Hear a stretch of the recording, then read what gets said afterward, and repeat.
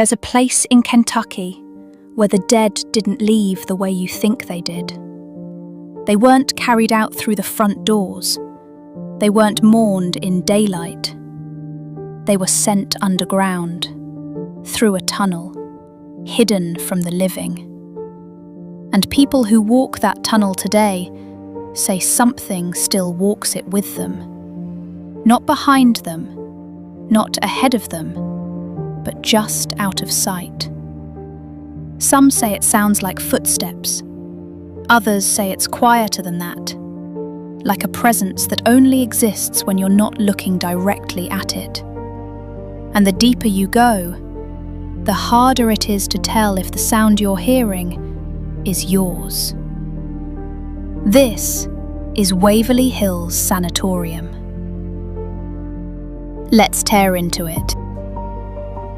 Waverly Hills sits just outside Louisville, Kentucky, a massive Gothic structure overlooking rolling hills that look almost peaceful from a distance.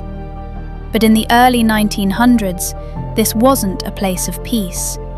It was a last stop. Waverly Hills opened in 1910 as a hospital dedicated almost entirely to one disease: tuberculosis. At the time, TB was a slow, suffocating death sentence. There was no cure, no antibiotics, just long-term isolation and hope. Patients were sent here not to recover, but to try. Fresh air, sunlight, experimental treatments. Some survived, many didn't. And as the years passed, the number of deaths began to outpace what the hospital could hide. At first, Waverly Hills functioned like any other hospital.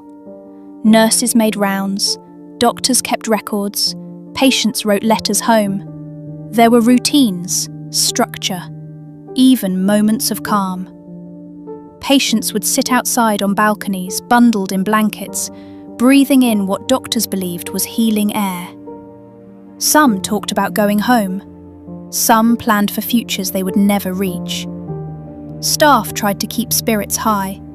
Music played in the halls. Conversations echoed between rooms.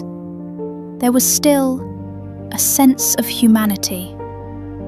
But tuberculosis doesn't care about routine, and slowly, the atmosphere began to change. As death rates climbed, something else began to take hold. Silence. Entire wings would go quiet overnight. Beds emptied faster than they could be filled, and the hospital faced a problem: too many bodies. So they built something beneath it, a long, sloping tunnel stretching over 500 feet downhill. It became known as the body chute. Workers would move quietly, at night, out of sight, not just to transport the dead, but to protect the living from realizing how many weren't leaving. Now imagine walking that tunnel. The ceiling low enough to feel close, the air cooler than it should be. Your footsteps echo, but not cleanly. They stretch, distort, and sometimes they don't sound alone. A second step, half a beat behind you, then closer, but when you stop, everything stops. Too quickly, like whatever was there was trying not to be noticed. But the concealment didn't stop the fear. Patients started reporting strange experiences: footsteps in empty corridors, voices in sealed rooms, shadows that didn't match any person. Staff wrote some of it off as stress, grief, exhaustion, but not all of them, because sometimes multiple people heard the same thing at the same time. Decades later, after the hospital closed, Waverly Hills didn't stay quiet. Paranormal investigators began documenting what they claimed were consistent, repeatable phenomena.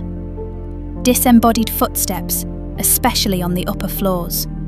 Doors slamming in rooms with no wind.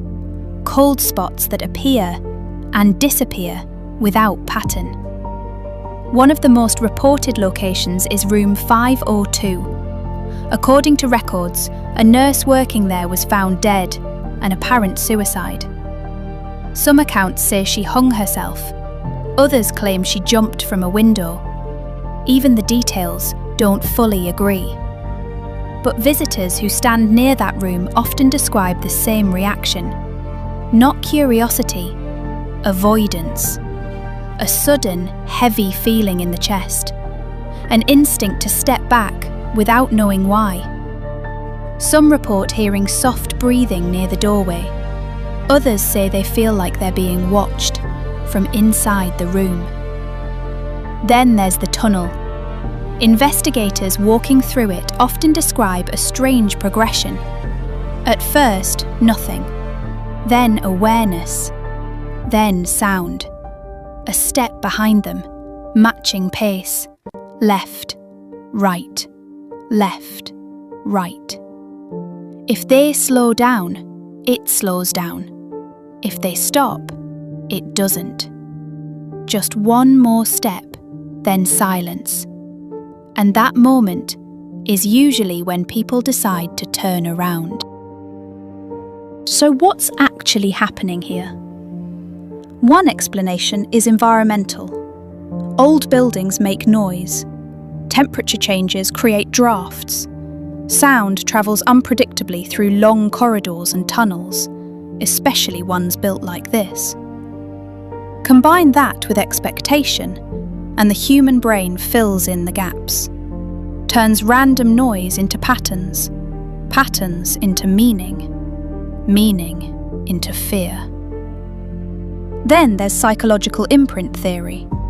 The idea that intense emotional experiences, fear, suffering, death, can somehow record themselves into a location. Not ghosts, but echoes. Moments repeating without awareness. Residual energy. But that theory struggles to explain something else. Interaction. Because many visitors don't just hear things, they react to them, change their pace, change their direction. And sometimes, whatever is there changes with them. Today, Waverly Hills still stands. Empty, silent, but not untouched. People continue to visit, to walk its halls, to test what they believe against what they might experience. Some leave convinced it's just an old building with a tragic past. Others don't finish the tour.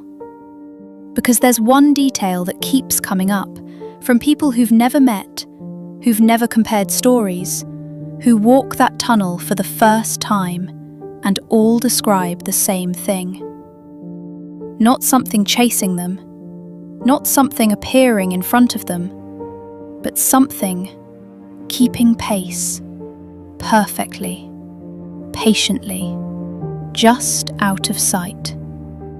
And if that's true, then whatever walked those halls when Waverly Hills was full might not have ever left. It might just be waiting for someone else to walk beside it. Thanks for watching.